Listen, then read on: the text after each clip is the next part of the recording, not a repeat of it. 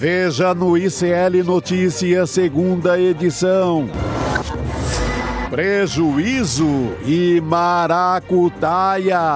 Vorcaro e ex-presidente do BRB dão versões diferentes em depoimentos sobre o Banco Master. Me diga com quem tu andas. Vorcaro minimiza apoio político e diz que influência não impediu o uso de tornozeleira. Se eu tivesse pedido a ajuda desses políticos, eu não estaria com a operação do BRB negado, não estaria aqui de tornozeleira. Apenas amigos? Tarcísio de Freitas responde Kassab e nega submissão a Jair Bolsonaro. Racismo escancarado. Jorginho Melo defende fim das cotas raciais e diz ao STF que Santa Catarina é o estado mais branco do país. O ICL Notícias, segunda edição, está no ar.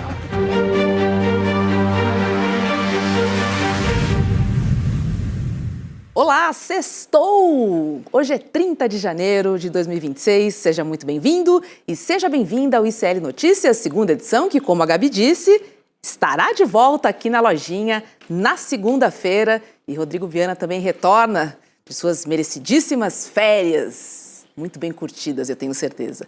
Muito boa tarde, Chico Sá. Boa tarde, Roberta, boa tarde, professor. E boa tarde esse público incrível, maravilhoso no Brasil inteiro. Juliano, sextou. Boa tarde, Robertinha, boa tarde, Chico, boa tarde para a nossa audiência. Última semana do ano antes de voltar aos trabalhos da Câmara dos Deputados, do Senado Federal e do STF. Ou seja, a partir de segunda-feira a gente vai conviver com o que costuma ser o ano mais quente da política brasileira. Aí sim, de fato, ano de eleições para a Câmara, para o Senado, para os governos estaduais e para a presidência da República, com a Câmara e o Senado a todo vapor. Olha, última semana de paz, eu poderia dizer, Robertinha. Paz? Paz que o Juliano tá vendo. Mesmo assim, é uma paz muito chifrinha, né? Uma pax, né? É uma paz meia boca, né? A gente tá aqui, ó. No Agora, ritmo claro que a acelerado. partir de segunda, com aquela turma toda, que é considerada o pior congresso da história, é difícil batê-lo mesmo. Vai tentar desesperadamente voltar para o mesmo lugar, né? Então não é um ano qualquer, não. Porque a gente mira sempre muito no palanque presidencial e esquece da Câmara Federal, do Senado, e foi nisso que a gente teve agora que amargar 4 anos de o governo se humilhando a cada votação. Mesmo votações para favorecer inteiramente a população, você tinha lá a bancada das bets, a bancada dos banqueiros, a bancada das empreiteiras, como sempre, atarracando, fechando o caminho. E a bancada da igreja também. Meu Deus do céu, ainda esqueci desse povo aí que diz que é da igreja, né? Não sei que igreja é essa. Como diria aquele personagem, o pior congresso da história até o próximo.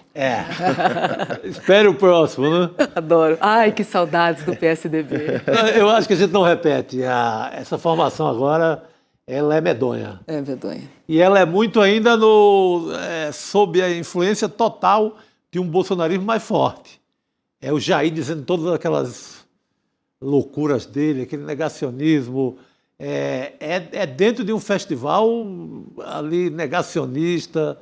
Era no momento em que essas figuras que viraram deputados invadiam postos de saúde, sala de aula, exposição de arte, gravando aqueles vídeos, o Brasil acreditando naquela história toda. Então, acho que agora está melhorzinho.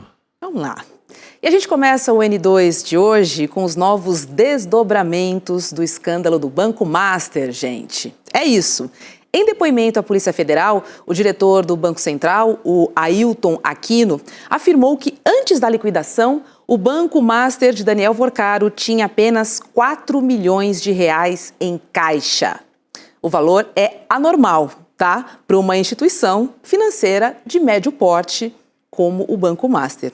Os vídeos dos depoimentos de Aquino e dos banqueiros Daniel Vorcaro, do Master, e também do Paulo Henrique Costa, do Banco de Brasília, eles se tornaram públicos por decisão do ministro Dias Toffoli, que é o relator, da investigação no STF. Inclusive, num deles, Vorcaro e o ex-presidente do BRB, eles se contradisseram sobre a origem de créditos podres adquiridos do Banco Master.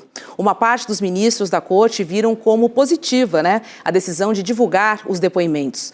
Outra ala avalia que o gesto faz parte de um esforço para buscar esclarecer alguns questionamentos sobre o andamento do caso. As medidas tomadas por Toffoli, também com a divulgação de uma nota, são vistas como uma forma de melhorar o clima no tribunal, que volta aos trabalhos, como o Juliano disse, oficialmente, na próxima segunda-feira, está todo mundo em Brasília. Num dos vídeos divulgados, o Daniel Vorcaro diz que conversou diretamente com o governador do Distrito Federal, Ibanez Rocha, sobre a tentativa de compra do Master pelo BRB. Vamos ver esse trecho.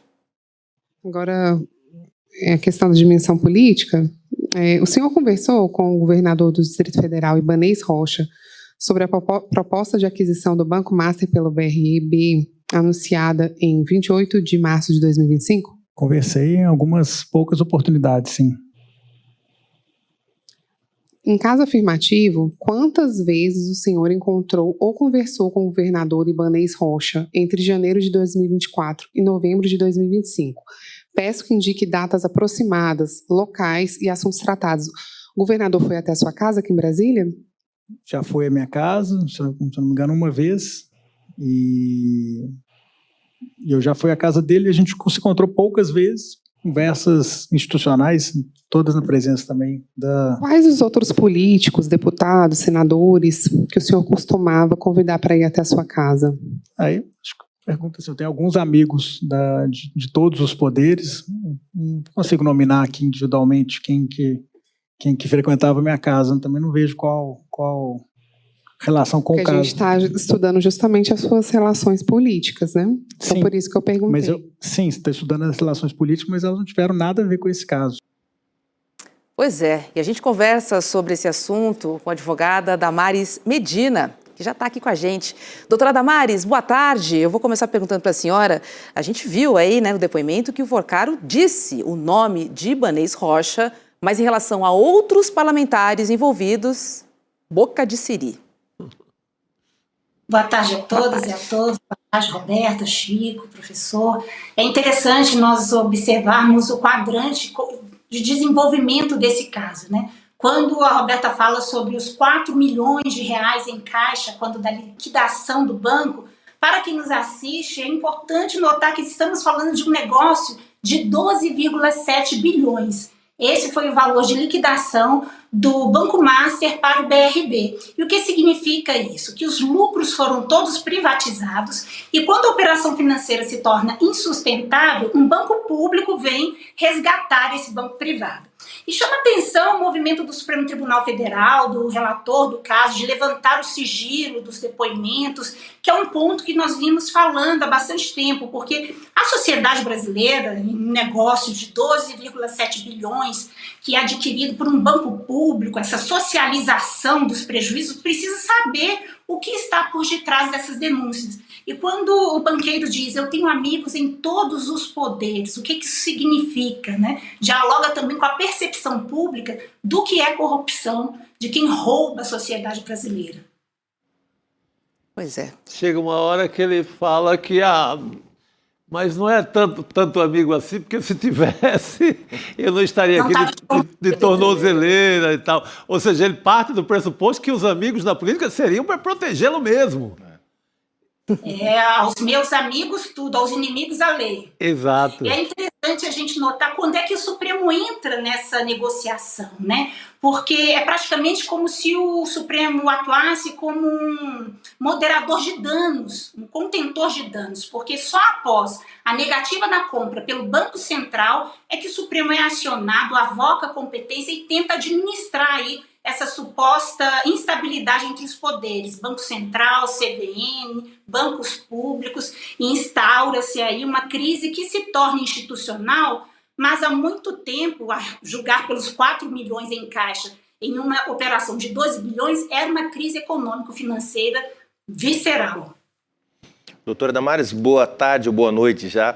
Eu acho que esse depoimento que agora vem à tona, a gente vai analisar também as motivações do ministro Toffoli para liberar, né, as imagens desse depoimento, mudando um pouco a postura, a conduta que ele vinha tendo até aqui, né, tornando mais transparente, depois de tanta cobrança que houve sobre ele. Mas eu queria chamar atenção para um outro ponto, que tem a ver com as relações do Vorcaro com o governo do Distrito Federal. Afinal de contas, tudo veio à tona exatamente quando houve uma tentativa do BRB de comprar um banco que que promovia sabidamente operações pelo menos suspeitas, né? Todo mundo sabia no mercado financeiro que CDIs, CDBs de 140%, papéis que pagavam 140% do CDI, não eram sustentáveis no mercado financeiro. E mesmo assim, esse banco vinha operando dessa forma há muito tempo. E um banco público ia tentar salvá-lo, ia tentar adquiri-lo, né? Uma operação, como você falou, muito vultuosa, né? Até onde pode chegar isso? Quer dizer, as próprias contradições aí nos depoimentos entre o ex-presidente do BRB e o Vorcaro. Quer dizer, a gente pode chegar à conclusão de que tinha gente no DF levando um cascalho, levando um troco para poder viabilizar a compra de um banco que estava à beira da falência? Na verdade, eu vejo um padrão estrutural. Se nós observarmos a crise global de 2008, em que todos os bancos financeiros, o mercado parou, os bancos públicos, o Estado acabou tendo que recorrer e salvar esses ativos. Então eu vejo nesse microcosmo do Banco Master a repetição desse padrão. O sistema financeiro ele se coloca como acima da lei, não podemos regular mercado, não podemos regular juros, porque eles se autorregulam, lucram, distribuem bônus anuais multibilionários, mas na hora em que a conta não fecha, o Estado é chamado a pagar a conta. E quando eu falo Estado, estou falando de todos nós. O que nós vimos em 2008 foi todo o sistema financeiro colapsando e, em escala global, os Estados tendo que saldar essa conta. E aqui nós vemos, né, sem adentrar as investigações que ainda vão ser mostradas, uma microescala dessa mesma estrutura. A banca nunca perde. Pois é. Quero trazer um outro trecho agora em que o Daniel Vorcaro, ele nega que tenha tido facilitação política para viabilizar os negócios do Banco Master. Vamos ver. Uma pergunta, né, que eu acho que precisa ser feita para o senhor é se em algum momento algum dos seus amigos políticos procurou viabilizar esse negócio, se o senhor teve contato com o governador de Brasília, se o senhor poderia fazer algum comentário relativo a isso. Eu queria só dizer o seguinte, se eu tenho tantas relações políticas como estão dizendo, e se eu tivesse pedido a ajuda desses políticos, eu não estaria com a operação do BRB negada, e não estaria aqui de tornozeleira, não teria sido preso, e estava com a minha família sofrendo o que a gente está sofrendo. Então, acho que, primeiro, vale a pena considerar isso. Agora, doutora Damares, a relação de poder com tornozeleira não é tão direta assim, né? Tivemos aí recentemente o ex-presidente Jair Bolsonaro usando a sua, inclusive tentando rompê-la. É interessante, né, a franqueza do depoimento dele, né, porque ao dizer que se ele tivesse tanto poder, a operação não teria sido negada, ele automaticamente reconhece que o sistema, de alguma forma, ainda que tardiamente, funcionou, que a operação realmente não foi concretizada e que está sendo investigada. O que nós, como cidadãos e como a sociedade, precisamos cobrar, principalmente do Supremo Tribunal Federal, é, sobretudo, esse sigilo automático que se impõe sobre essas investigações. Porque estamos tratando de dinheiro público, é um banco público, é o BRB, e estamos tratando de uma operação de quase 13 bilhões de reais. Então, a sociedade precisa saber o que está por detrás desses atores políticos que a juíza instrutora tão bem pergunta para o dono, Daniel Vorcaro, do Banco Master. Como se faz uma operação de quase 13 bilhões no Brasil? Quais são os agentes políticos? O que esteve por detrás disso? E na fala dele, muito intuitivamente, ele fala, se tivesse tantos amigos assim, ele não estaria lá de tornozeleira e a operação não teria sido negada. Alguma coisa deu errada e nós precisamos ter esse termômetro de quando o Supremo é acionado, para quê e como ele entra nessa cena de atores políticos tão relevantes. Agora, o deputado Rogério Correia, do PT, ele protocolou um requerimento pedindo a convocação do presidente do BRB, o Nelson Antônio de Souza, para prestar depoimentos à CPMI do INSS. A intenção é apurar o possível envolvimento no esquema que envolve o BRB, o Banco Master e suspeitas de fraudes na Previdência.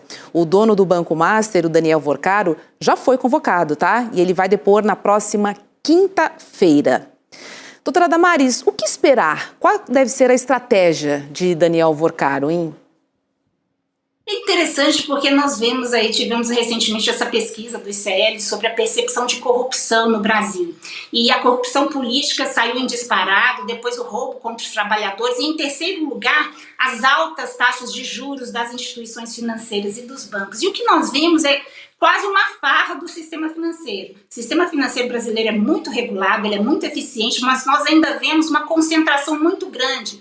Juros que são praticados sem precedente no mundo todo e esses escândalos que vêm à tona envolvendo não apenas essa falha sistêmica do Banco Master, mas fraudes contra aposentados do INSS. Então, o cenário indica que, por mais regulação que tenha, o dinheiro anda correndo solto, o que precisa ser mais regulado. Pois é. Não, eu acho que é isso, né? Agora está evidente que algum interesse havia por trás, né, da compra do Master por parte do BRB. Afinal de contas, operação muito grande, o presidente do BRB saiu muitas vezes a público para defender as vantagens econômicas que essa operação financeira podia ter.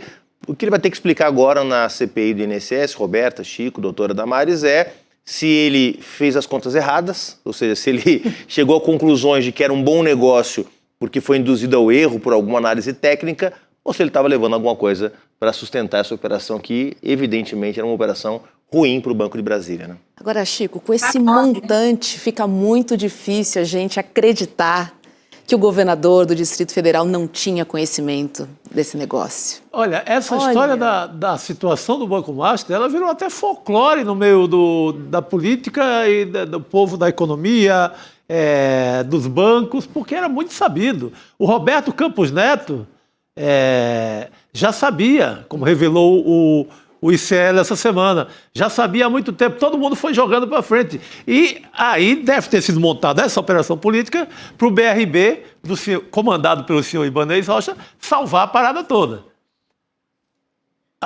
Esse é que é o foco, esse é que é o miolo dessa apuração agora. Porque não se nega os encontros na casa de um, na casa de outro. Não sei se uma esculhambação dessa pode ser chamada de institucional. Vem aqui em casa, vamos tomar um uísque. Institucional, para mim, é outra coisa. É uma audiência pública na frente de todo mundo. Na agenda, né? Com agenda, isso aí não tem nada institucional, é sacanagem. Não, sem falar na quantidade de material que a Polícia Federal está levantando também, né, doutora Damares? Então, tensão no ar já em Brasília a partir de segunda-feira, quando todos voltam aos trabalhos. É isso, né? Por aqui não teve férias, e a pergunta que fica, será que é só o Banco Master, né? Nós tivemos aquela operação Carvão Ativado, que chegou a Faria Lima, essas fintechs, possíveis ligações com o crime organizado. Então, realmente, esperamos que seja só o Banco Master e que nós, como sociedade, maiores acionistas de bancos públicos, não sejamos aí roubados de novo. Pois é, pela instituição e pelas pessoas também que foram lesadas. Doutora Damares, muito obrigada e um ótimo final de semana, viu? Obrigada, até mais. Boa sexta-feira a todos. Boa noite, querida. Obrigado. Deixa eu trazer um outro assunto aqui pra gente, porque a ministra do Planejamento e Orçamento, a Simone Tebet, do MDB, ela confirmou hoje que deve deixar o cargo no fim de março para disputar as eleições de 2026. Ela disse que já fez uma reunião presencial com o presidente Lula e um novo encontro está marcado para antes do Carnaval. Vamos dar uma olhadinha para ver o que ela disse. Abre aspas.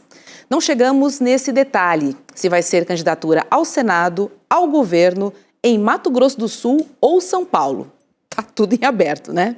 A certeza é que eu não permaneço no ministério e sou candidata a alguma coisa no processo de 2026, Juliano. Você aposta no Senado ou você aposta no governo?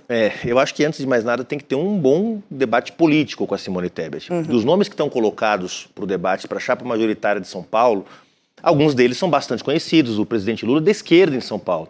O Fernando Haddad foi prefeito de São Paulo, é o atual ministro da Fazenda, é do PT.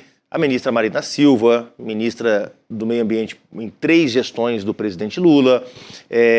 O próprio Márcio França, que está com o nome na roda também, uma liderança política conhecida da esquerda em São Paulo. Todo mundo sabe o que essas pessoas pensam. Você pode concordar 100%, 80% ou 50% com o Fernando Haddad. Eu quero saber o que a Simone Tebet pensa. Porque para ela ser a candidata da esquerda em São Paulo, ou seja, ela ser a candidata do PT, do PSOL, do PCdoB, não basta ela ser competitiva, não basta ela ter voto. Quais são as propostas que a Simone Tebet está disposta a defender? A Simone Tebet defendeu o impeachment da presidente Dilma. A Simone Tebet chancelou o governo de Michel Temer, que fez a reforma trabalhista, a autonomia do Banco Central, regrediu no controle social e estatal sobre a Petrobras, né, com a lei das estatais. Então, o histórico da Simone Tebet recentemente, sem dúvida, é um histórico de defesa da democracia. Não há nenhuma dúvida em relação a isso. Mas esse é o histórico recente dela. A sua vida, na maior parte do tempo, foi na centro-direita. Foi defendendo privatização, foi defendendo ataques aos direitos dos trabalhadores e das trabalhadoras. Ela mudou? Aparentemente, sim. E essa é uma boa notícia, né? Como o Alckmin também, né, quando foi governador aqui, era muito criticado pela esquerda. Agora, para ter certeza que ela está apta a, por exemplo, ser a candidata a governadora da esquerda em São Paulo, eu acho que ela precisa mostrar algumas ideias, porque só competitividade eleitoral é muito importante, mas não é suficiente para fazer um governo de transformação, né?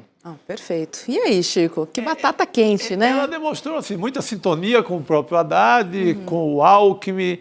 Ela viria pelo PSB, né? Uma composição pelo PSB, ou seja, aí pela orquestra do Alckmin. Viria na coligação pelo lado do Alckmin. Mas é importante ter esse debate que o Juliano fala, né? Um debate com a própria esquerda, com os atores políticos de São Paulo. Aí sim, aí se firmaria, porque eleitoralmente não tem dúvida que é uma candidata que está pegando. Ela, antes de qualquer formalização, está pegando, assim, uma candidatura que está ganhando força em São Paulo, mesmo antes de oficializar, de colocar o nome na chapa. Então, eu creio que com o debate, que é importantíssimo, ela pode ser uma boa candidata, com o vice mais à esquerda, eu creio que com o vice do próprio PSOL, um vice mais à esquerda, eu acho que daria uma excelente chapa.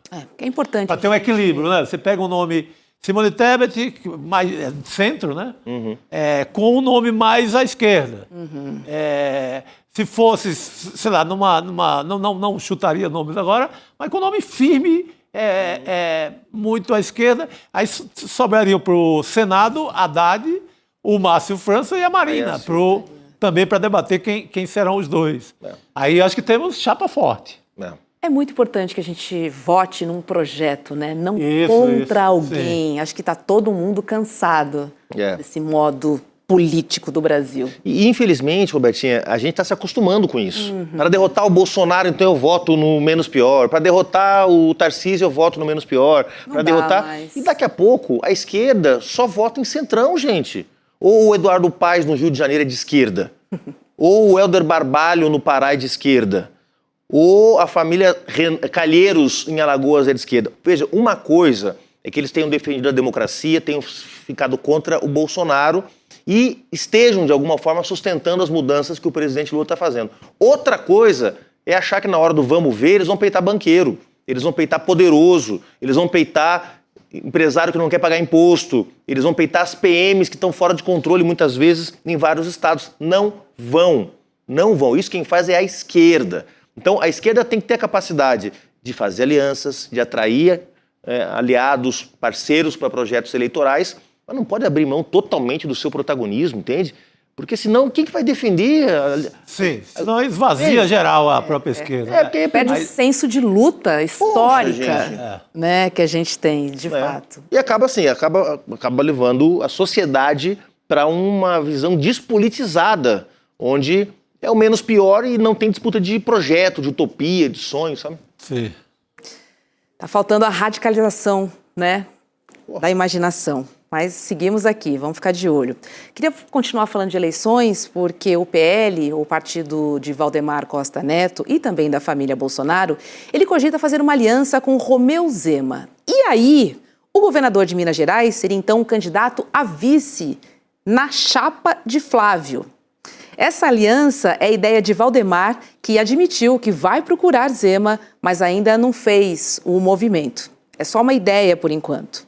Vale lembrar, gente, que o governador de Minas ainda se coloca na posição de pré-candidato à presidência, ou seja, ele ainda não desistiu também, né, Chico? Ele está ali no bolo, né? No bolo da direitona, né? Que é um bolo gigante, aliás, todo mundo está querendo.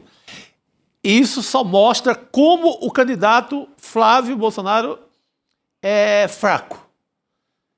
Se tivesse uma candidatura pesada, ia todo mundo, ia Centrão, ia todas as alas do Centrão, ia a turma das emendas, todo mundo corria, a turma do dinheiro aqui de São Paulo, mas com a desistência do Tarcísio, forçada pelo Jair Bolsonaro, e fica muito na cota da obediência do próprio Tarcísio se ajoelhou lá na cadeia e disse, tudo bem, vão vocês aí.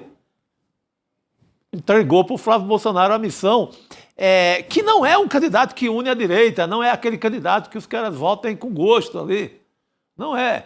Então vão tentar se juntar, botar 10 candidatos, 50, para evitar o primeiro turno do Lula.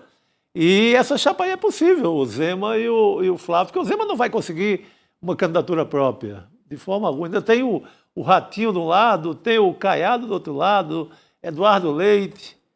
Então, acho que pode pintar essa chapa Flávio Bolsonaro-Zema, que é um desastre, né? Melhor a nossa tarja que o nosso pessoal colocou aqui, a produção colocou, a chapa do horror. A chapa da desinteligência. E desinteligência agora é chapa do horror. Mas é um horror essa chapa, gente. É um horror. Porque o Flávio poderia ter ao lado dele uma bolsonarista, uma mulher, em primeiro lugar, que é sempre de bom tom ter chapas equilibradas quando se trata de gênero, né? Isso vale para a esquerda, inclusive, diga-se de passagem.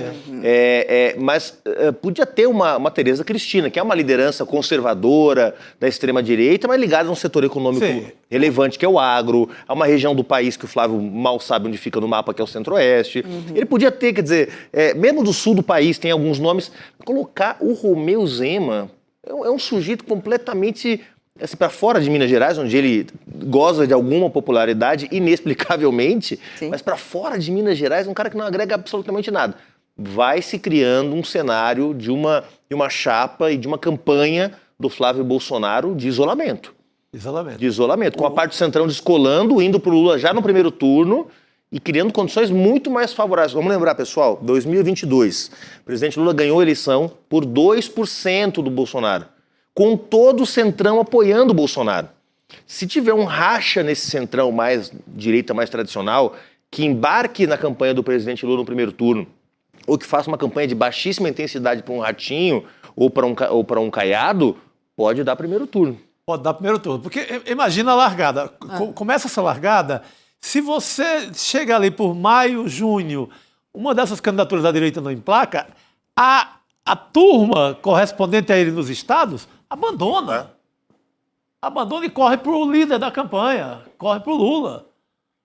Você não vai estar lá com uma campanha em Pernambuco ou na Bahia ou no Ceará e com um candidato sem fôlego ali, beirando ali 4%, 5%. E o Lula lá adiante, você quer eleger deputado estadual, deputado federal, senador, você não elege se estiver colado na rabeira desse candidato fraco. Então, chapa do horror, é uma excelente descrição. Eu achei que pudesse ser Flávio e Marçal, né? Porque o Marçal realmente foi um fenômeno eleitoral aqui em São Paulo. Se aquela é chapa do horror, essa aí seria a chapa do quê? Do desespero? Do fim do mundo, do Armagedon, Poltergeist, Total. Polter Chapa, é uma coisa assim. Deus. Mas parece que vai continuar inelegível. O Marçal já tem 2 condenações, uma foi anulada recentemente, tem uma segunda condenação. Né, mas o bolsonarismo apostava e aposta ainda que o Marçal possa ser uma peça importante para agitar uma militância que está meio desanimada já com tanta derrota, né? Não, e agitar a gente sabe que ele agita mesmo, né? Sim, não, ele é bom de rede social, faz um agito aí, mas também não é uma chapa para ganhar a eleição, mas melhora bastante. Com o Zema, é uma desgraça. Com a Maria Cristina melhora também, porque... Tereza Cristina, porque ela é forte no agro, ela é direitaça e tal, mas tem uma força no Centro-Oeste, com a turma do dinheiro. O Zema, pelo amor de Deus. E para completar, o Zema andou falando mal do Nordeste, dos governadores do Nordeste. Verdade. Para ele, o mundo seria do Rio Grande do Sul a Minas Gerais. O resto do Brasil não existiria. É chapa para perder a eleição e manter o campo bolsonarista unificado. Seria uma chapa com esse perfil, né? Figura o Novo, que é o partido mais bolsonarista, mais do que o PL, tá? É mais assim, hoje o Novo, com seus 4, 5 deputados que tem, o partido nanico, mas o Partido Novo é mais bolsonarista que o PL, praticamente. Então, segura esse campo, mantém o bolsonarismo raiz unido, né? Entrega os anéis, que é o Centrão, né? Deixa o Lula ganhar a eleição e mira em 2030. Cada vez mais vai ficando claro que o bolsonarismo não está disputando a eleição presidencial de 2026. Está disputando a eleição para o Senado, está disputando a eleição para a Câmara, para continuar interditando a agenda de transformações do país e mirando em 2030. Quem seria o candidato de 2030? Flávio?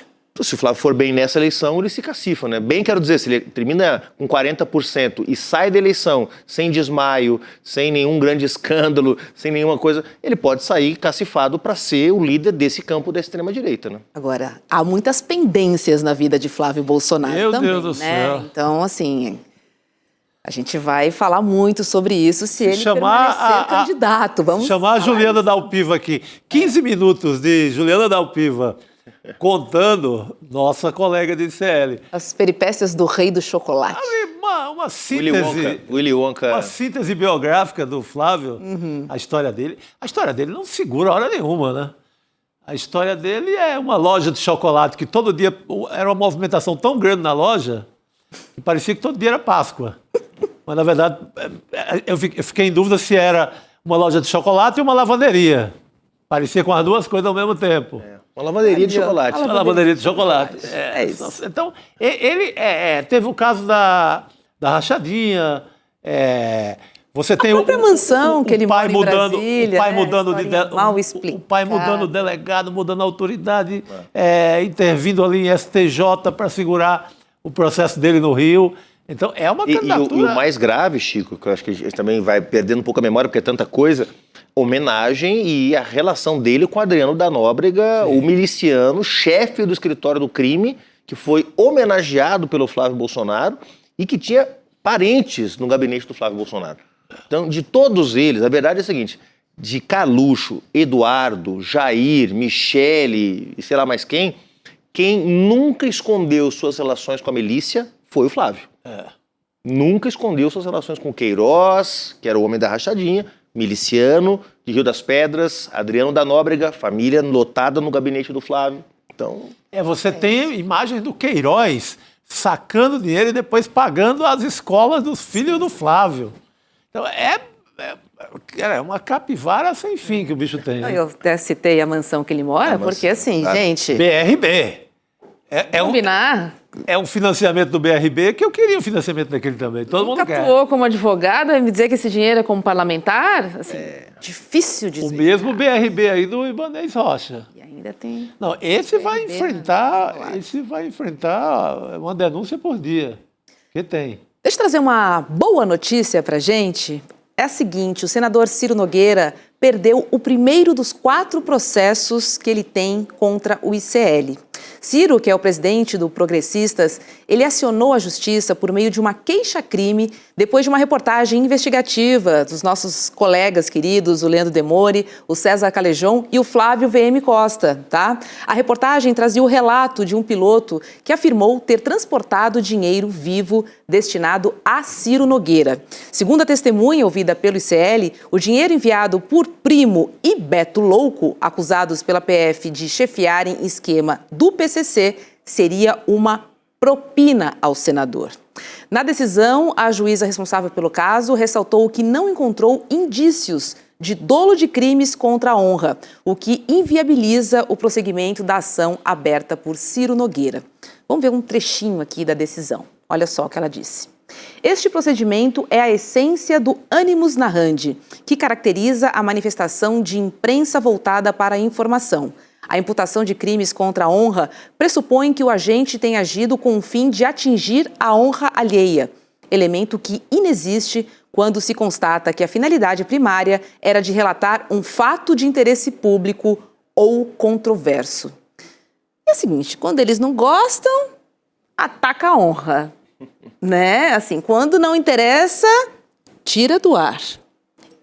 E assim, os motivos são os mais rasos, Juliano, porque o que vale mesmo é a tentativa, vai que rola, né? Vai que cai na mão de um juiz amigo, né? Vai que cai na mão de alguém que simpatiza com a causa do Ciro Nogueira, né? Como nós estamos vendo aqui no caso do Master, as relações de gente poderosa com bancos, sistema de justiça, políticos, elas são muito próximas, né? Mas a grande vitória do ICL, porque esse trabalho é um trabalho importante, as denúncias do Mauro Matosinho, o piloto que trabalhava aí para esses empresários, enfim, que podem ter tido relações com o PCC, enfim, é um relato muito importante, um ato muito corajoso do piloto de se expor e também do jornalismo do ICL, que pegou essa história, checou ela 1000 vezes, né? Falei muito com o Leandro Demore e o César Calejon, que conduziram esses primeiros contatos com essa testemunha, né? Na prática, uma testemunha, e um trabalho de muita coragem do ICL, a reportagem ela é muito consistente, muito né? robusta, e né? deu origem a uma série de investigações que estão em curso, né? Sim, os depoimentos, né? Foi a primeira vez, Roberto, que a gente começou a fazer a ligação direta entre fintechs e PCC, entre Antônio Rueda, Ciro Nogueira e possível ligação com o PCC. A entrevista do Matosinhos, que também está sendo processado pelo Ciro Nogueira, a entrevista dele, assim, espalhou boas pistas por tudo que é lugar. Sem nenhum trocadilho por ele ser piloto de avião, tá? Muito bom. Juliano, sextou pra você. Obrigado, Ô, gente. professor. Prazer. Chico Sá, bom final de semana para semana. vocês, bom final de semana para todo mundo. Já tem pré-carnaval esse final de semana, então o pessoal pega leve aí, vai devagar, porque ainda tem muito carnaval pela frente. Qual é o bloco bloco bom do final de semana? Tem alguns, aí tem ensaio do Agora Vai lá na Barra Funda, tem meus amigos Acadêmicos do Baixo Augusta. Já tem acadêmicos? Já tá tendo Boa. ensaio já 2 semanas. São ensaios, né? Ainda dos blocos, não tem nenhum saindo. Tem muita coisa. Para quem tá em São Paulo, o Ó do Borogodó também, no domingo, o ensaio do Ó do Borogodó lá na Vila Gente, que Maria. carnavalesco, você está Então é o sabendo seguinte, a programação perguntei porque eu toda. sabia. Quem quiser me encontrar, a gente se vê por aí. Não te vejo no bloquinho. O cara tá... Beijo, Juliano. Valeu, querida. Chico Sá, ontem o ICL fez história com o mapa da mina, viu? Eu tava ligado, cara. Tem meu dinheirinho pouco, mas por ser pouco, eu quero zelar por ele, entendeu? Muito bom, viu? Fez história com direito a recorde de audiência, tá? Que Mais de maravilha. 100 mil pessoas. Poxa, que maravilha. Que Se coisa inscreveram, né, para essa aula gratuita em que o Edu ele apresenta as suas previsões, né, para os dólar, juros e também as principais bolsas do mundo. Débora Maganha também. Além das dicas para o ano, o Edu também trouxe novidades revolucionárias no Investidor Mestre, a nossa formação de educação financeira. E atenção, viu? Porque nós temos condições imperdíveis para você fazer parte e começar a investir ainda este ano, em 2026. Corra que ainda dá tempo. Então, para todo mundo aproveitar, vamos fazer o seguinte. O replay do Mapa da Mina está liberado. Ele já está liberado. Agora é o seguinte, corra, tá?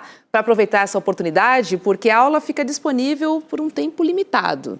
Bem pouco. Então, corra e acesse icln2.com.br e garanta a sua vaga. É isso, importante. Caramba, só correr lá agora já... Só lá correr, garantir a sua vaga, porque vai sair do ar daqui a pouquinho. Então, agora é a hora. E assim, começo de ano, né? Quando a gente vai organizar nossas finanças, enfim, projetar, planejar o ano. Vai cair aquele primeiro contra-cheque ou olerite, dependendo da região, com aquele desconto do imposto de renda. Vai cair, O imposto de renda zero. Então já sobra ali né? É verdade. Uma laminha, já sobra uma laminha para você investir aí em algum lugar. É isso. Então corra lá, tá bom? Ainda dá tempo de você aproveitar essa aula com dicas valiosíssimas do Edu e da Débora. Vamos chamar o professor Castro Rocha para participar do N2 conosco. Oi, professor, boa noite. Boa noite, Roberta. Boa noite, Chico. Boa noite, querido. Que bom. Professor, ontem a gente trouxe aqui no N2 uma declaração de Gilberto Kassab dizendo que Tarcísio de Freitas é gratidão, é pura gratidão a Jair Bolsonaro. Então, nesse caso, ele seria submisso ao seu Jair. E hoje o governador respondeu, alegando que sempre vai estender a mão a quem precisa, seja nos momentos bons ou difíceis. Podia ter uma musiquinha de fundo, né? Que coisa romântica, né? Vamos dar uma olhadinha no que ele falou, gente. Abre aspas. É nesse momento difícil que os amigos aparecem para dizer estou contigo, conta comigo. Isso não tem absolutamente nada a ver com submissão. Absolutamente nada a ver, professor. Nananinanã. É o desejo do Tarcísio. É uma submissão necessária. É uma servidão voluntária, se nós citássemos o autor do século XVI, o Lavoisier. Por quê? Olha, o Tarcísio, quando sai do exército, o Tarcísio, a especialidade dele é ser o servo de dois senhores.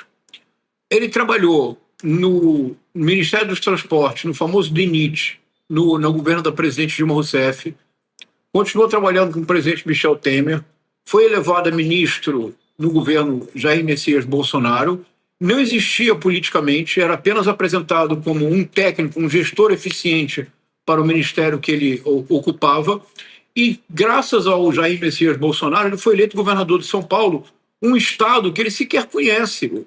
Se nós recordarmos, Roberta, no debate, perguntaram para ele onde era a zona eleitoral dele. Você lembra disso, Chico? Isso. A zona eleitoral de São Paulo.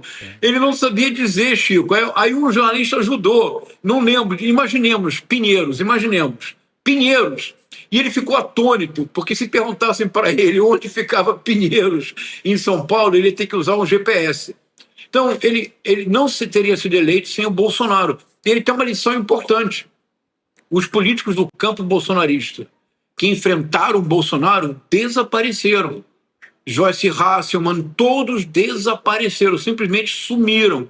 O próprio Sérgio Moro teve um período de declínio muito grande quando rompeu com o Bolsonaro.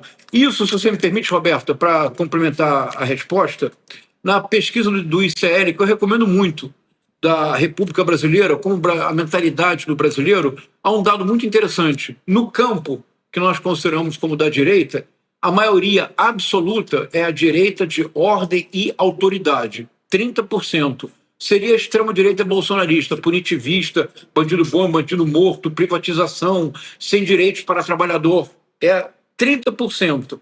A direita liberal, que é o que nós antigamente chamávamos de direita, Chico, é 5%. E isso quer dizer que o campo político que mais foi prejudicado pelo bolsonarismo, olha que coisa espantosa, Roberta, foi o campo da direita e o campo dos conservadores. Eles foram canibalizados pela figura do Jair Messias Bolsonaro. O Tarcísio entende esse movimento e, se ele se indispuser contra o Flávio Bolsonaro e contra o Jair Messias Bolsonaro, ele talvez não seja sequer reeleito em São Paulo. Então ele pode dourar a pílula, ele pode usar sinônimos, artifícios retóricos, efeitos linguísticos diversos. O Tarcísio de Freitas está condenado a ser submisso a Jair Messias Bolsonaro. Pelo menos até hoje. Está sendo, né, muito bem recebido ou agraciado pelos filhos, né? Tanto Carlos quanto Flávio e Eduardo. Flávio está viajando, mas Carlos e Eduardo fizeram as pazes total. Assim, estavam meio estranhando, mas o professor Castro Rocha foi certeiro aí. Não tem vida política para o Tarcísio sem o criador dele, o Jair Bolsonaro. Não tem. Pode ser, sei lá, daqui a 2 eleições que ele consiga vida própria, mas ele não tem vida própria. Ele colocaria em risco a própria cadeira dele aqui no Palácio Bandeirantes se não tivesse o apoio do bolsonarismo. Ele vai enfrentar uma eleição forte caso a Simone Tebet ou o Haddad, um dos dois, podem derrotá-lo aqui. E sem o bolsonarismo, seria a eleição mais fácil do mundo para a esquerda. Porque verdade. ele só, E, Chico, tem uma coisa tem força com o Bolsonaro, Chico. ele não existe. É isso. E tem uma coisa importante, que o eleitorado é muito sensível, não só o brasileiro, mas particularmente o eleitorado brasileiro. Então, esqueçamos as nossas desavenças viscerais com Jair Messias Bolsonaro. Nós estamos de acordo que Wilson Witzel no Rio de Janeiro, Jorginho em Santa Catarina e Tarcísio de Freitas não tenham sido eleitos sem o apoio do Bolsonaro, de acordo? Sim. Sem a Bolsonaro não tenham sido eleitos. Vamos ver um caso recente na política brasileira de algo similar em que a criatura se rebelou contra o Criador de uma tal forma virulenta que ele desapareceu da política brasileira? João Dória. Exato. O governador Geraldo Alckmin criou uma briga interna no PSDB para impor o nome do João Dória, que o então governador e líder nacional do PSDB, Geraldo Alckmin, acreditava que seria um nome importante para se contrapor ao Partido dos Trabalhadores e seria uma nova juventude, uma geração jovem de políticos do PSDB. Ele enfrentou a cúpula do PSDB paulista e impôs o nome de João Dória para prefeito de São Paulo. Não errou. O João Dória venceu. E durante um tempo parecia ser essa alternativa à direita, a famosa terceira via. O que fez o João Dória? 2 anos depois de ser eleito prefeito, governador de São Paulo. 2 anos depois de ser governador de São Paulo, quis ser candidato a presidente. Para isso, ele passou por cima de quem, Chico? Da maneira a mais violenta, com a total falta de respeito, com Geraldo Alckmin. E ele teve no meio do caminho do João Dória não tinha uma pedra, tinha um Bolsonaro. A ingratidão dele com Geraldo Alckmin e o conflito com Bolsonaro, o João Dória acabou. Politicamente, hoje, é isso. Foi eliminado. Completamente. Ele se elege a governador com a ajuda do Bolsonaro, com aquela camiseta Bolsodória, que hoje deve estar limpando algum chão aqui em São Paulo, por aí. Sabe aquelas camisetas de eleição que vai limpar chão depois? Deve ter virado pano de chão da história e nunca mais desapareceu. Era o risco que o Tarcísio correria sem o Bolsonaro. É verdade. Embora fosse um desejo ali, um fetiche, um amor, um desejo, uma paixão de quem tem dinheiro em São Paulo, da turma do dinheiro em São Paulo, de Faria Lima, de Fiesp, da mídia paulistana. Ele era um grande querido para essa missão. Mas ele não é doido. Ele não nasceu ontem. Claro. Ele viu, não, sem o Bolsonaro eu não existo. Vou lá, vou ajoelhar na cela, vou renovar minhas orações para o bolsonarismo, voltar humildemente para São Paulo. É isso. Agora, estrategicamente, Chico, professor... Roberta, desculpe. Não, só um comentário, porque estrategicamente, claro, como ele se prende a Bolsonaro, o que acontece é que caindo um, leva todo mundo também, né? É claro. E só para adicionar uma nota de bom humor, Roberta, eu vou sugerir uma música para o Tarcísio de Freitas escutar neste final de semana. Ai. Do hoje esquecido, mas fundamental Taiguara. Assim, Chico, eu desisto, não existe aquele amanhã que eu perseguia, o amanhã do Tarcísio. Sem Bolsonaro ainda não existe. Não existe. Boa lembrança, o Taiguara, gênio da canção brasileira, um dos artistas mais perseguidos pela ditadura. Grande Taiguara. Boa lembrança, professor. Olha, gente, o governador de Goiás, o Ronaldo Caiado, ele apagou os tweets em que criticava o presidente do PSD.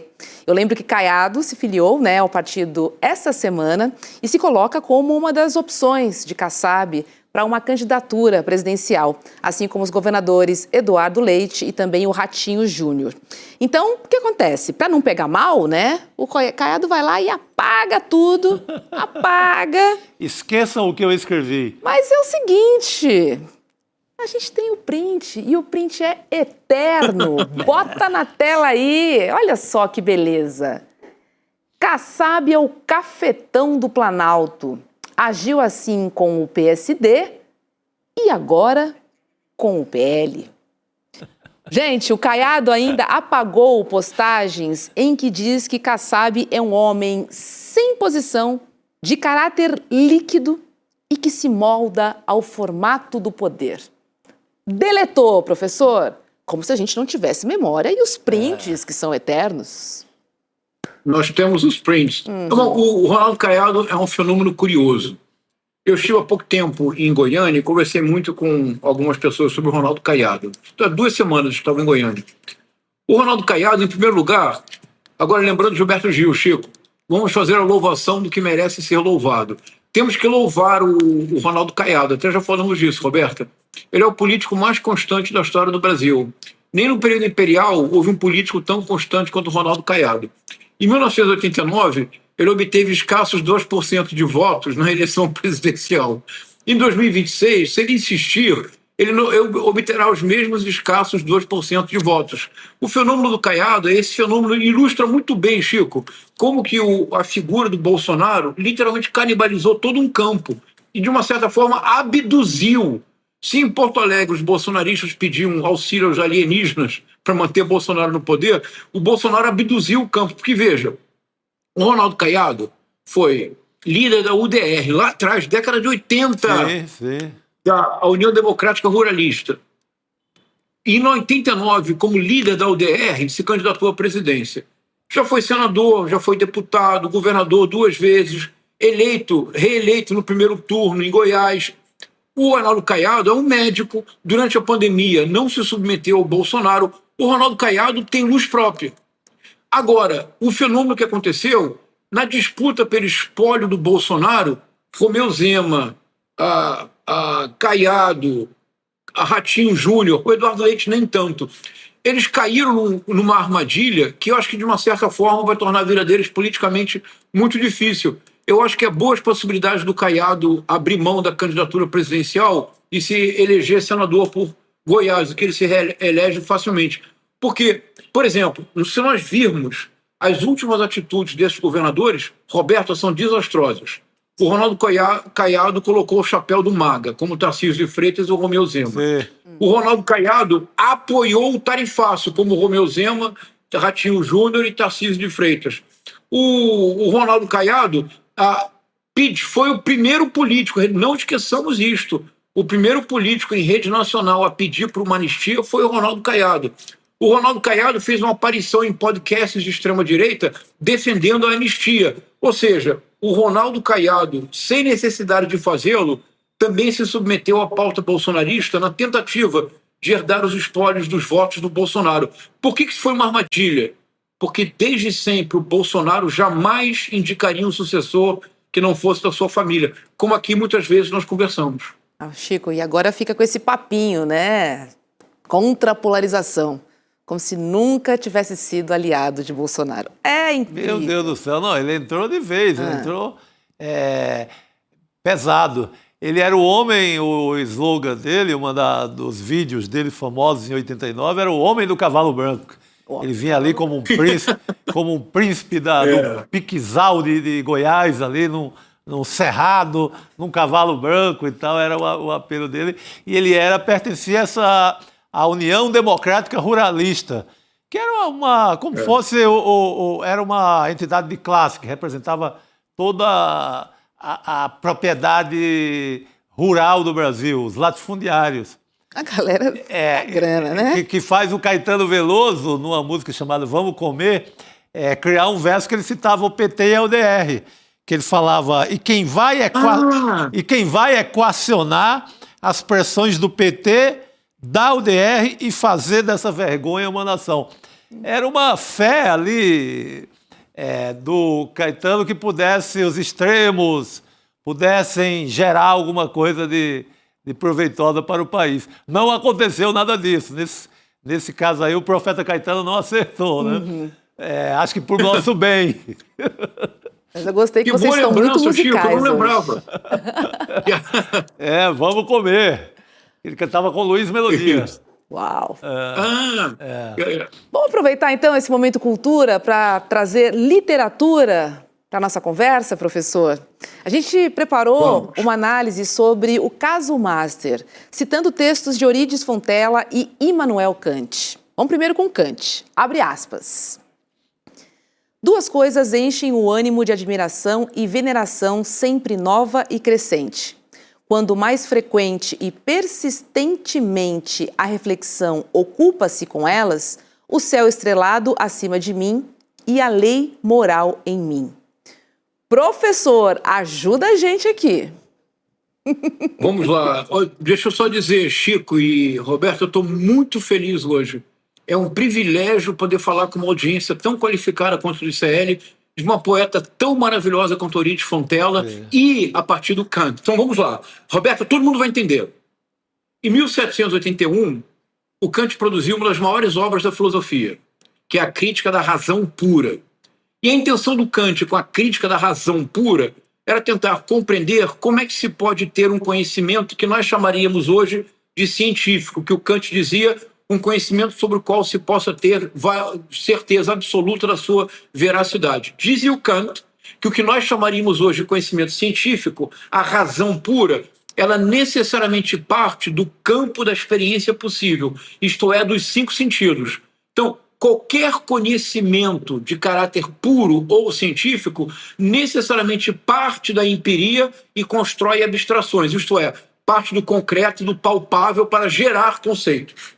Isso na Crítica da Razão Pura. Então, dizia o Kant, questões fundamentais como o mundo, Deus, a alma, de onde viemos, para onde vamos, sobre essas questões nós não podemos ter uma certeza científica, porque elas não são palpáveis. Eu nunca vou ver Deus, eu nunca vou tocar na minha alma, eu nunca vou cheirar para onde vim, para onde vou. Isso em 1781. Uma crise na Europa, Roberto, uma crise. Então não é possível pensar sobre as questões que são essenciais para o homem? Não, claro que sim. 7 anos depois, em 1788, ele publicou a Crítica da Razão Prática, separando e criando uma imagem do homem moderno como sendo um homem fragmentado. Há uma razão científica, há uma razão prática. Na razão prática é aquela que trata da moral, dos costumes. E se não há a possibilidade de ter um conhecimento científico, há, no entanto, um conhecimento moral de caráter prático. E ele cria uma categoria muito importante, Roberta, que todos nós conhecemos. É o imperativo categórico. Ele diz assim, existe uma lei moral que rege os costumes, que seja universal, isto é, que seja válida para todos os homens e todas as mulheres em qualquer época? Ele diz sim. Veja, a lei é a seguinte, é preciso agir com os outros da mesma forma como nós gostaríamos que agissem conosco. Ou, para dizê-lo de outra forma, é preciso imaginar, é preciso fazer-se uma pergunta. Se eu me comportar desta maneira, todas as outras pessoas se sentiriam beneficiadas pelo meu comportamento? Se a resposta for sim, é uma lei moral de caráter universal.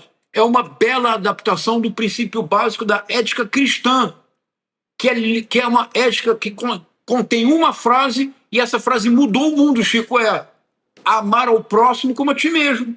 Se todos nós amássemos ao próximo como a nós mesmos, nós viveríamos num outro mundo. Pois bem, então diz o Kant, as coisas mais importantes para nós, o amor, a compaixão, o mundo, se nós temos ou não alma, se há vida depois da morte, nós nunca vamos produzir um conhecimento científico, mas nós temos um conhecimento moral, um conhecimento prático. Então diz ele nessa passagem, que é uma das mais famosas da filosofia ocidental, e é linda, Roberto, é poética. Ele diz, há 2 coisas que toda vez que eu penso nelas, elas me comovem profundamente. É o céu estrelado sobre a minha cabeça e é a lei moral dentro de mim. Ou seja, olha que bonito isso.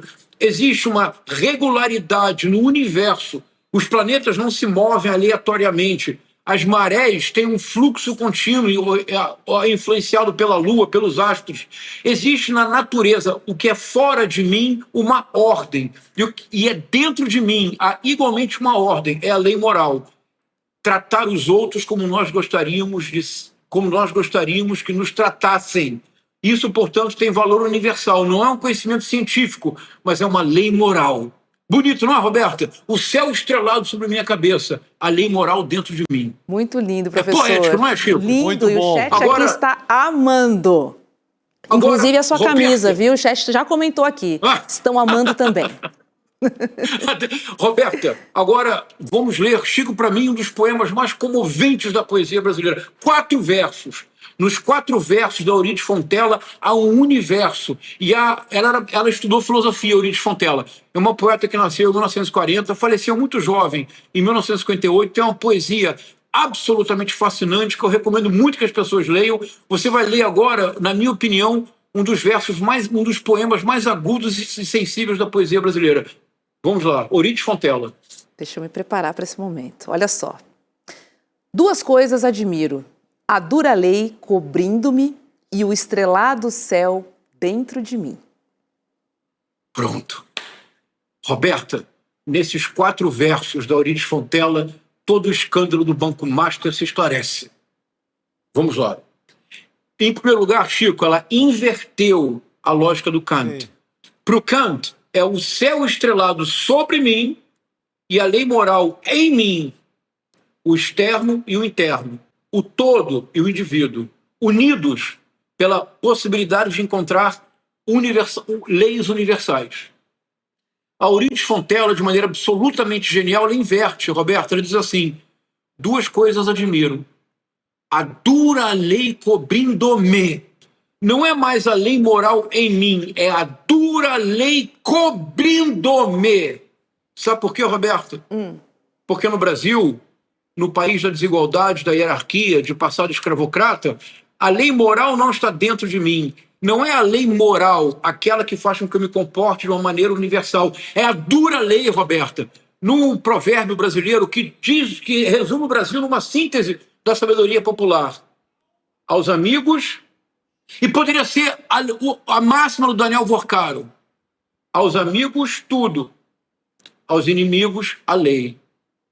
A lei que deveria se universalizar e tornar a todos iguais, só se aplica a lei para o pobre, para aquele que não tem contatos, para aquele que não tem relações, para aquele que não tem, talvez, um celular mágico com gravações indesejadas.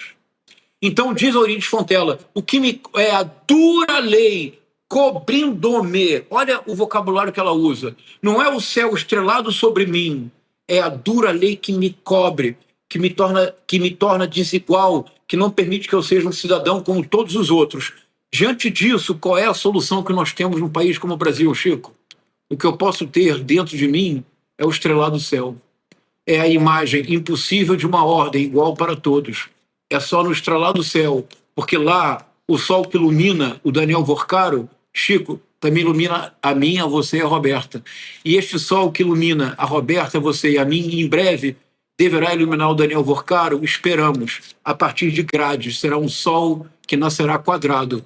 Até lá, o que nos cobrirá, Chico e Roberta, será sempre a dura lei, não a lei moral. E o que estará dentro de nós é a promessa de uma ordem que nunca construímos. Euridice Fontela, Kant. E olha o título, Roberta: Kant, entre parênteses, relido. Sensacional, professor. Demais, professor. Deu para pegar essa conexão aqui, que importante, né? Eu tô adorando, e a nossa audiência também, né? A gente trazer esse paralelo da literatura que se aplica muito bem aos nossos temas cotidianos, assim, é impressionante. Fica tudo tão atual, assim. Sim. Parece que foi escrito ontem, sabe? Ganha outra força um noticiário que poderia ser jogado aí na mesa. Olha, eu considero realmente, de fato, eu considero um privilégio que vocês me dão a oportunidade de compartilhar com as pessoas o que eu li na minha vida inteira. De fato, para mim, eu fico realmente feliz, até emocionado de poder falar com as pessoas sobre Kant e Euridice Fontela, com a esperança, Chico, que abram Kant para ler, dá para entender, que leiam Euridice Fontela e se iluminem com a poesia brasileira. É isso. Maravilha, professor. Professor Castro Rocha, olha, a gente falou anteriormente, né, dos tweets que o Ronaldo Caiado, ele apagou. E eu tenho um comunicado dele aqui, porque ele disse que os desentendimentos do passado não são mais do que nota de rodapé na extensa trajetória política. Fecha aspas, professor. E o Kassab não se manifestou. Importante trazer. Notinha de rodapé lá embaixo. Significante, não tem nota nada. De rodapé. Eu diria, Roberto, já que ele usou a metáfora da nota de rodapé, eu diria que a caminhada do Caiado rumo ao Planalto é um livro em branco. Pronto. Totalmente. Dorme sem essa, Caiado. Professor Castro Rocha, muito obrigada, viu? E um ótimo final de semana. Obrigada pela reflexão. Para todos nós, muito obrigado. Valeu, meu querido. Obrigado. Nossa, que bacana, muito legal. Gente, olha só, você sabe que o ICL lançou, né, a maior pesquisa de opinião já feita no Brasil, né? Mais de 10 mil pessoas, né, de todos os cantos do país, elas foram entrevistadas para revelar a verdade sobre o que pensam os brasileiros. E os resultados foram surpreendentes. Alguns a gente já trouxe aqui dos nossos jornais. Essa pesquisa ela foi encomendada com exclusividade pela revista Liberta, a revista digital do ICL, que vai lançar análises exclusivas dos resultados que são surpreendentes, como eu disse aqui. Na edição dessa semana, além dos dados da pesquisa, tem professor Castro Rocha, que acabou de se despedir da gente, que já sextou, tem Fábio Panunzio e Ricardo Mello. Eles vão avaliar a pressão sobre o ministro Dias Toffoli. Então, acesse agora icl.com.br/revista e faça a sua assinatura para ler todas as edições no sábado. Assinando ainda hoje, você também leva acesso a 2 formações exclusivas do ICL. Então, corra e faça agora a sua assinatura, porque a revista Liberta é independência em cada palavra, Chico. Cada vez melhor com a capa do Aroeira. Boa! Ilustrador. Temos Bota aí a capa aí pra o gente. Toffoli virando uma panela de pressão, que é a situação dele no momento. O foguinho azul ali no queixo do bicho. E é isso aí. Revista cada vez melhor. É isso aí, gente. Seguinte, vamos lá. Vamos chamar a nossa querida Cris Serra para participar do N2 conosco. Cris, já está por aí? Boa noite. Oi, Roberta. Oi, Chico. Todo mundo que está aqui com a gente. Tô por aqui, Roberta. Eu só preciso explicar uma coisa para vocês. Por um compromisso de trabalho que eu tive, eu não consegui voltar para minha casa. Então, eu estou aqui no centro do Rio de Janeiro. Centro do Rio, numa sexta-feira, é festa pipocando em tudo que é lugar. Oh, delícia. E tem uma exatamente aqui embaixo de onde eu estou. Eu espero que o som da festa não esteja atrapalhando a nossa comunicação. Não, Cris, sua voz tá clara. A Tem Cris lá de- no fundinho. Tô ouvindo um sambão aí da Rua do Ouvidor. Alguma O coisa sambão aí. da Rua do Ouvidor ali, do pessoal da livraria Folha Seca, tá me chegando aqui. Daqui a pouco encontra o Chico Alves por aí. É, o Uma Chico tá festinha chegando. aí no centro, Cris. Vamos lá. A Procuradoria-Geral da República pediu que o STF suspenda a lei de Santa Catarina, que acaba com as cotas raciais para a entrada de alunos e a contratação de professores em universidades. Vamos ver o que o Procurador-Geral, o Paulo Gonet, ele disse no parecer. Abre aspas. A urgência do provimento cautelar está evidenciada, por sua vez, pela possibilidade de aplicação da norma aos processos seletivos em curso ou que vierem a ser abertos no início do ano acadêmico, capaz de gerar efeitos jurídicos irreversíveis ou de difícil reversão.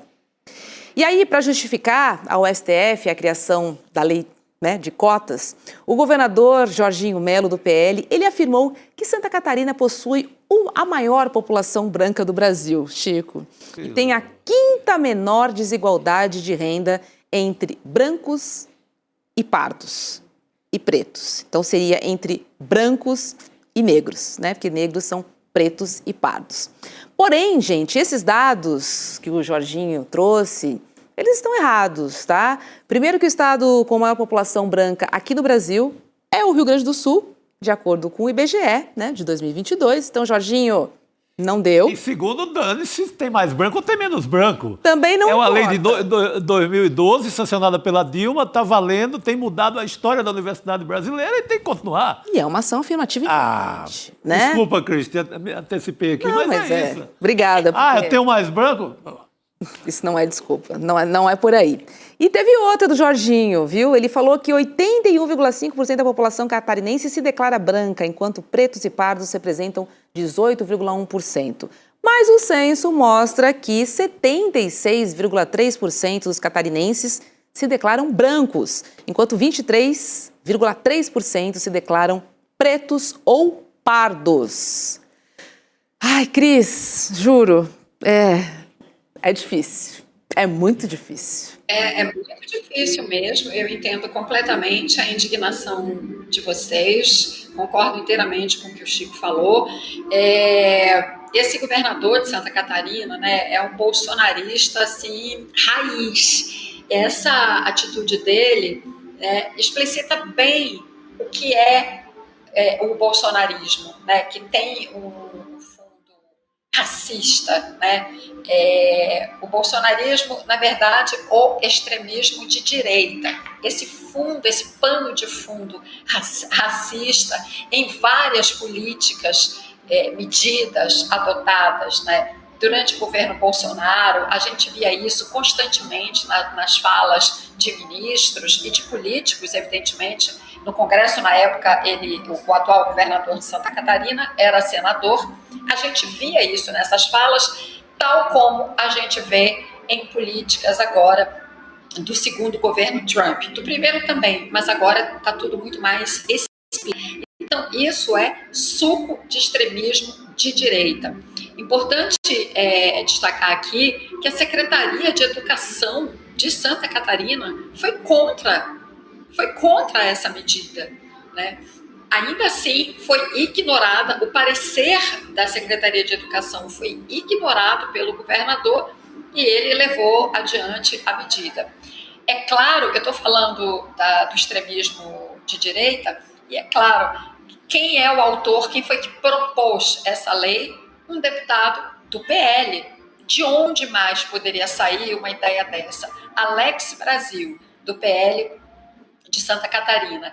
E além de extinguir as cotas raciais, né, para estudantes, extingue também para a contratação de professores, de técnicos, de funcionários, enfim, né, do corpo dos trabalhadores, né, dessas instituições. Então, é uma lei que se pretende abrangente, que não pode suscitar outra coisa que não seja a nossa repulsa e, claro, as medidas como essas que você acabou de trazer, Roberta, que o Procurador-Geral da República está tomando, porque, de fato, é algo urgente, né? Nós estamos aqui à beira de começar, há poucos dias, né, da retomada das atividades nas universidades, né, em todas as instituições de ensino, né, o ano letivo vai começar e isso pode prejudicar muita gente. Então, as medidas têm que ser urgentes, né, tomadas em caráter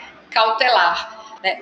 Isso, gente, para resumir, né, mostra o tamanho desse buraco que a gente ainda está aí, né, desde que a gente recuperou o mínimo de normalidade nesse país, né, esse buraco aí que a gente faz esse esforço enorme, né, para cobrir, para esses seres, né, que têm essas ideias desaparecerem da vida pública do Brasil, né?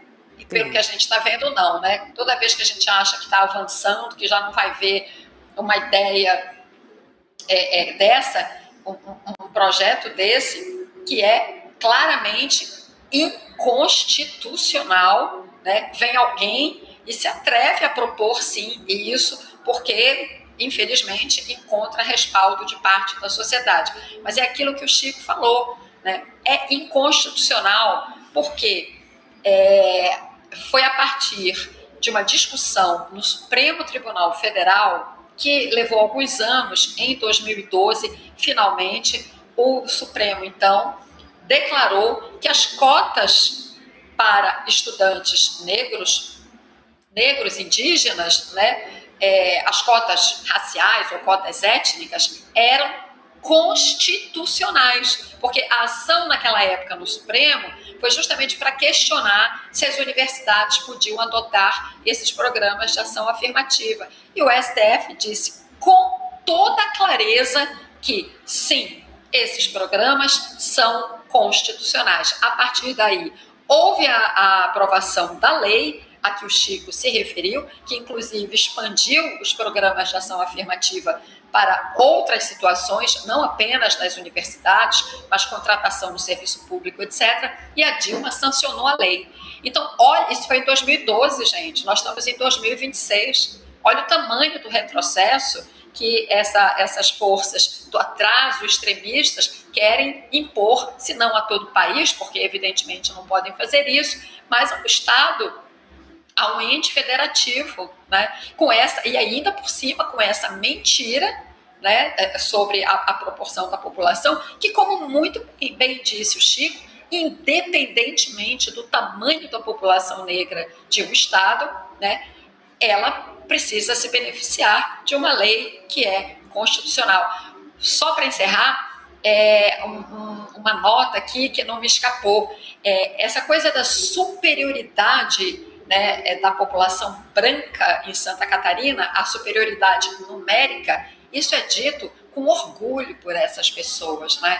Enfim, é todo um conjunto lamentável de posturas. Agora, claro, a gente, pelo menos eu não espero outro resultado que não seja a derrubada dessa lei. Nossa, gente, não tem como tratar a ação afirmativa de outra forma que é redução de desigualdades historicamente associadas à população negra. Claro. Ela não é contra o branco, ela não tira a vaga no branco. Porque sabe que eles alegaram também, Cris, que o desempenho dos cotistas ele é menor do que aqueles que ingressam na concorrência, sendo que inúmeras Outra pesquisas... mentira, né? Outra mentira. Outra mentira. Inúmeras pesquisas revelam que os estudantes cotistas, ou eles têm uma equivalência, ou em muitos casos, eles são superiores aos não cotistas. Sim, sim. Fica claro com essa pesquisa. Não é uma questão de capacidade intelectual, gente. É sobre acesso. Claro. Portas que precisam reparação, ser né? Uma reparação. Nunca foram abertas. Histórica. Simples. É importante... Não, Chico, por favor. Não, é só lembrar que quem primeiro, assim, quem deu a largada nessa luta no Brasil foi o Abdias do Nascimento, que foi o primeiro cara que eu vi falando isso e que segurou ali a vida inteira no Senado, onde ele estava nessa luta.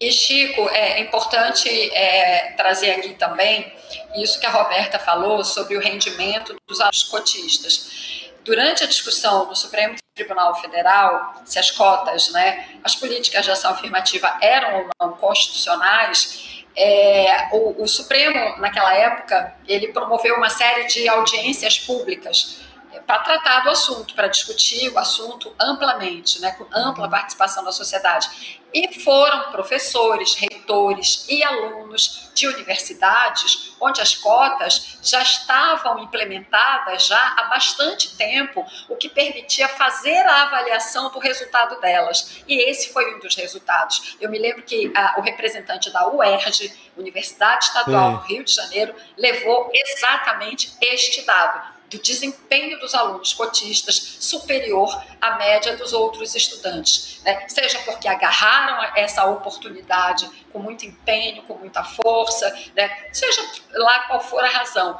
Este é um fato concreto, documentado por meio de pesquisas. Então, outra mentira, né, outro argumento mentiroso que o governador usa ao tratar desse assunto, mas a realidade desmente, a realidade é mais forte e vai se impor. Deixa eu trazer uma notícia internacional, Cris. O jornalista e ex-âncora da CNN, o Don Lemon, ele foi preso nos Estados Unidos por suposto envolvimento em ato de protesto contra o Serviço de Imigração e Alfândega, o ICE. O protesto em questão, gente, ocorreu no início de janeiro, envolvendo dezenas de manifestantes que interromperam um culto em uma igreja, onde um funcionário do ICE é pastor. E aí eles interromperam para criticar, né, as ações da agência contra estrangeiros nos Estados Unidos. De acordo com a CNN dos Estados Unidos, o Lemon alegou que estava na manifestação como jornalista e não como manifestante, ou seja, ele estava trabalhando, cobrindo a manifestação. O advogado do jornalista diz que a prisão dele foi um ataque à primeira emenda à Constituição dos Estados Unidos, que protege a liberdade de expressão, de imprensa, religiosa, de reunião pacífica e de petição sem interferência do governo. Nada disso está sendo respeitado, né, Cris? Nada. Roberta, o Don Lemon é um jornalista muito conhecido nos Estados Unidos, muito respeitado, foi âncora da CNN. Hoje ele faz um tipo de jornalismo, né, muito interessante. Ele não está vinculado a nenhum veículo de comunicação. Ele tem um perfil no Instagram que ele transformou, porque como ele é muito conhecido, tem milhões de seguidores, ele transformou então o perfil dele no Instagram num canal individual de notícias. Então, todos esses assuntos polêmicos, importantes, tudo que está acontecendo nos Estados Unidos, ele sai às ruas e faz matérias num formato, numa linguagem muito particular, muito peculiar dele, e ele posta essas matérias no perfil dele no Instagram. Nessa ação na igreja, ele estava lá cobrindo ao vivo, transmitindo a ação ao vivo. Então, ele estava, de fato, trabalhando. Eu estou ressaltando isso, né, porque certamente alguém lá... Bom, o ICE não precisa de motivos para prender ninguém, né, praticamente. Prende e mata do jeito que quer, quando quer, enfim, não respeita nada. A gente já falou muitas vezes sobre isso aqui. Mas talvez eles usem como argumento. Não, mas ele não trabalha em nenhum veículo, nenhuma empresa. Hoje em dia, isso não serve de referência. O fato é, ele é um jornalista conhecido, escritor, tem livros publicados, né, e faz o seu trabalho jornalístico, como eu disse, no perfil. Estava lá fazendo um trabalho jornalístico, que era a cobertura desse culto, onde estava esse pastor, que é do ICE, etc. As pessoas foram lá protestar, ele foi lá documentar, né? Então, isso é muito grave, porque é um jornalista preso no exercício da sua atividade no país que um dia foi o país que se arrogava, né, o grande país da liberdade de expressão, e que hoje prende jornalistas em pleno exercício profissional, ataca e desqualifica jornalistas a todo momento. Para que eu me dou ao trabalho de vez em quando acompanhar as sessões na Casa Branca, em que a secretária de imprensa do Trump toda noite dá um briefing para os jornalistas, quase todo dia, enfim. E são verdadeiras situações de embate dela, secretária de imprensa, com os jornalistas. Quando ela não gosta das perguntas, ela questiona os jornalistas, ela acusa de serem de esquerda, ela desqualifica, ela diz que é um jornalista despreparado. E o Trump, obviamente, faz isso. Tudo que ela faz é seguindo a cartilha do Trump. Então, o que nós estamos vendo nos Estados Unidos, e a situação específica do Lemon explicita, é um ataque.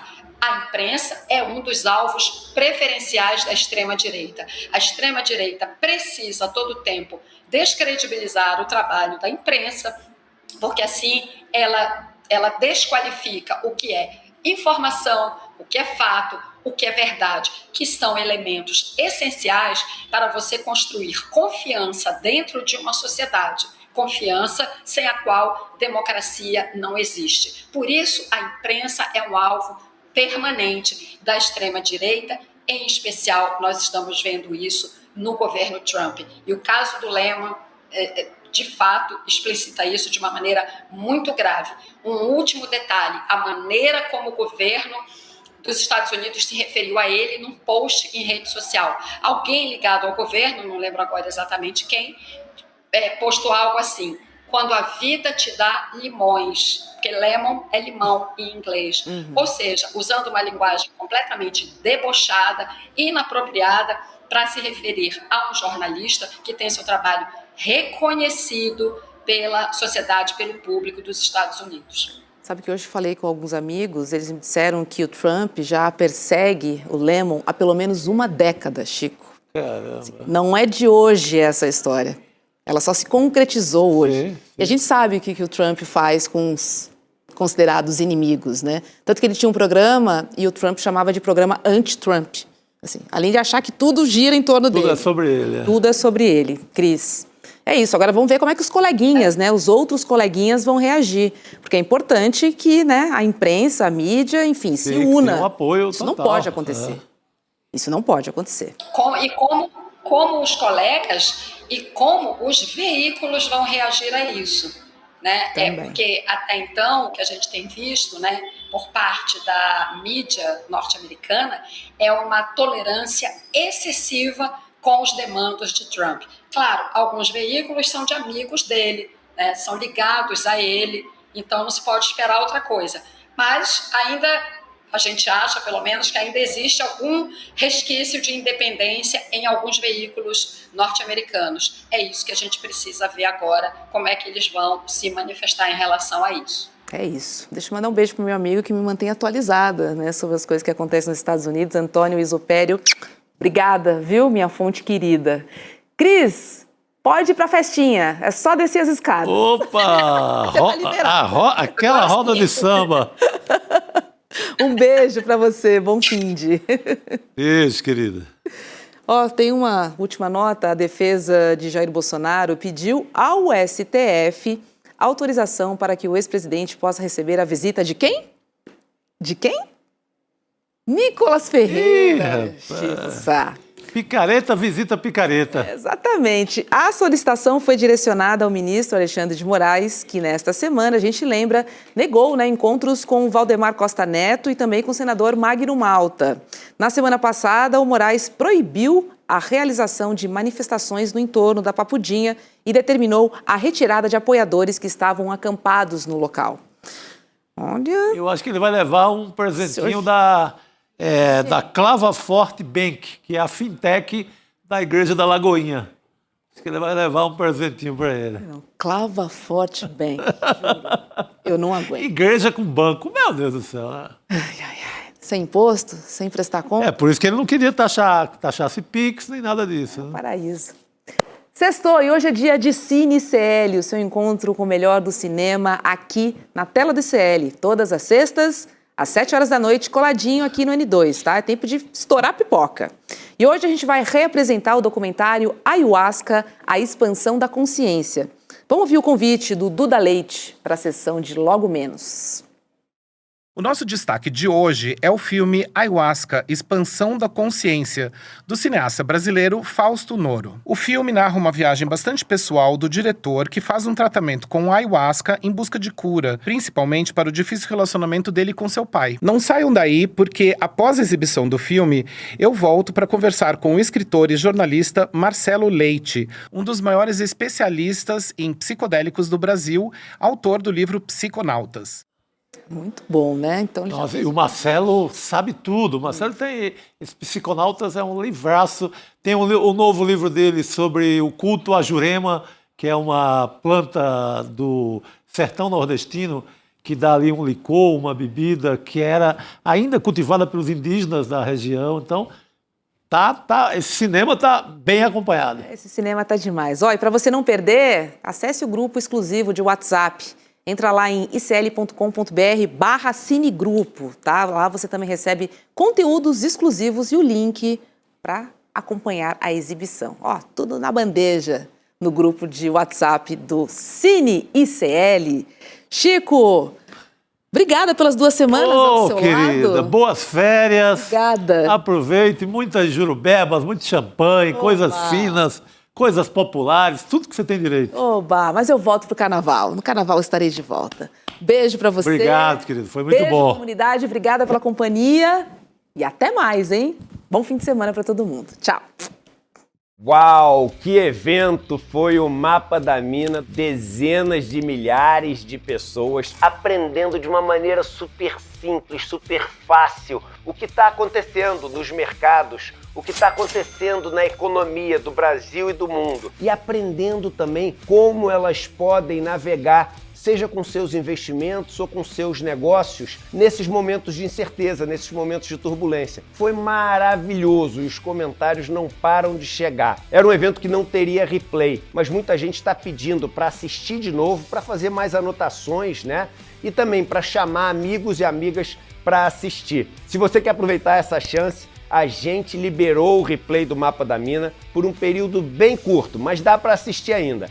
Assiste o replay e tenha uma caminhada muito mais segura nesse mundo das finanças e dos investimentos.